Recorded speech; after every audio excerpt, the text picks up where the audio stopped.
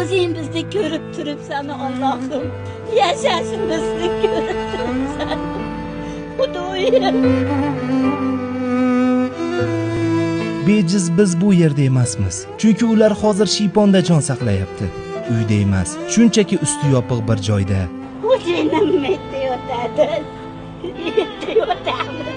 Turmushga beradigan qizim bor. Onani hayqiriqdan so'z topolmadim. Har bir gapida yillar, dard, hasrat yashirilgandi. Yig'ladim va ichimda dedim: "Ey Robbim, meni bu yerga bejiz yubormabsan-a?" Kimga aytamiz? Kim bizni eshitadi? O'g'lim biz ham dardimizga malham bo'ladigan inson bormi? Turmush o'rtog'i g'iz zavodida kunlik ishchi, yoshlari 70 ga yaqin. Har kuni qaynagan issiqda pishgan g'isht orasiga kirib ketadi. Qiynalgan vaqtlaringizda nima qilasiz? Nima qilaman? Xudodan yaxshilik tilayman. Rizq so'rayman. Ota ko'zidagi yoshni yashira olmadi. So'ng boshini egib ko'z yosh bilan ayolimni davolay olmayapman, uy qura olmadim dedi. Eshitib men yig'ladim.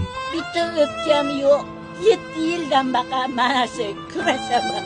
Bugun birlasha olsak bu oila shiypon emas, uyli bo'ladi. Ehsonga qo'shiling, videoni barcha do'stlaringizga ulashing, izoh yozing, biz siz bilanmiz deb. Kimki shu 3 ta ishni qilsa, Alloh uni jannat bilan siylaydi. Keling, mehr bilan tarix yozaylik.